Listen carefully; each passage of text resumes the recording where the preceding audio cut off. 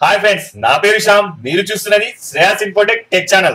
So ఇవాళ ఈ వీడియోలో నేను టీఎస్ టెట్ 2024 కోసం eligibility, fee, last date, documentation మరియు ఆన్లైన్ లో ఎలా అప్లై చేయాలో లైవ్ లో ఒక క్లయింట్ అప్లికేషన్ ఎంటర్ చేసి మరి చూపిస్తాను.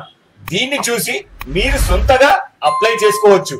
సో మొదటగా ఎలిజిబిలిటీని చూస్తే కనీసం ఇంటర్ లో 45% మార్క్స్ ఉండి డిడి లేదా బిఈడి పాస్ లేదా ఫైనల్ ఇయర్ చదువుతున్నా సరిపోతుంది. ఇక ఆన్లైన్ అప్లికేషన్ మార్చ్ 27 నుండి రీసెంట్ గా ఎక్స్టెండ్ చేసిన డేట్ తో కలిపి ఏప్రిల్ 20 వరకు పెంచడం జరిగింది. ఇక అప్లికేషన్ ఫీజు వచ్చేసి బ్యాంక్ ఛార్జెస్ తో కలుపుకొని 1017 రూపాయలు ఉంటుంది.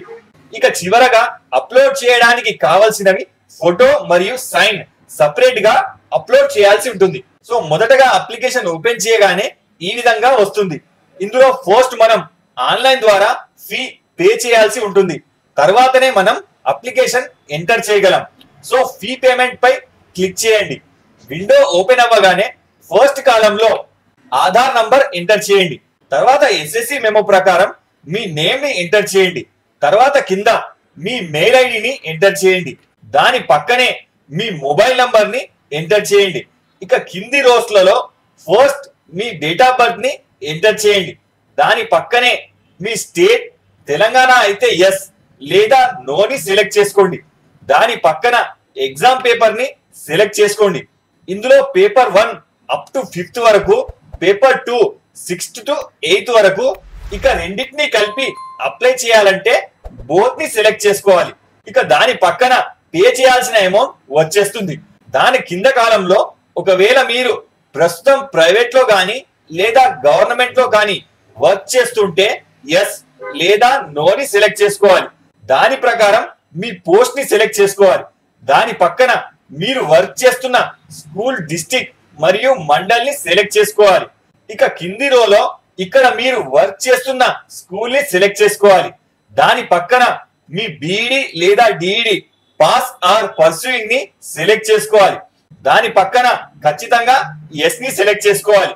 ఇక దాని కింద రోలో పేమెంట్ టైప్ ని సెలెక్ట్ చేసుకొని క్యాప్చర్ ఎంటర్ చేసి ప్రొసీడ్ టు పే పై క్లిక్ చేయాలి. తర్వాత ఇక్కడ మీ కార్డ్ డీటెయిల్స్ ఎంటర్ చేసి అమౌంట్ అయితే పే చేయాలి.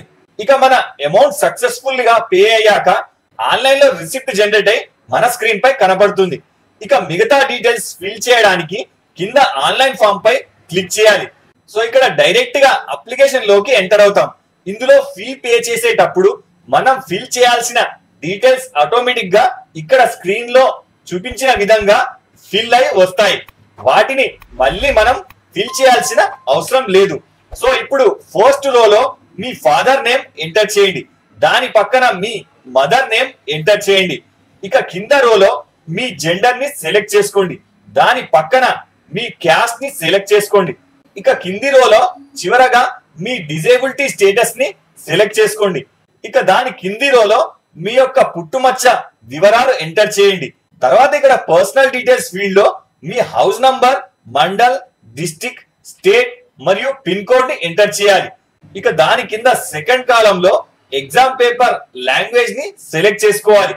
ఇక ఎడ్యుకేషన్ డీటెయిల్స్ ఫీల్డ్ లో మీరు డిఈడి పాస్ లేదా ఫైనల్ ఇయర్ చదువుతుంటూ ఇంటర్ లో 50% పైన మార్క్స్ వస్తే ఫస్ట్ బాక్స్ లో చెక్ పెట్టండి.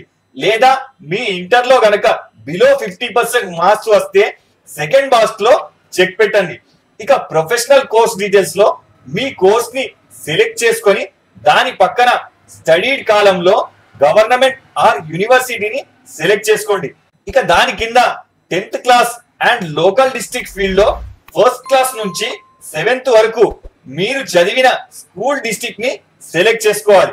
ఇక దాని కింది రోలో ఒకవేళ ప్రీవియస్ ఇయర్స్ లో టెట్ రాసి ఉంటే ఎస్ సెలెక్ట్ చేసి year wise hall ticket number ని ఎంటర్ చేయాలి. లేదంటే నో ని సెలెక్ట్ చేసుకోవాలి.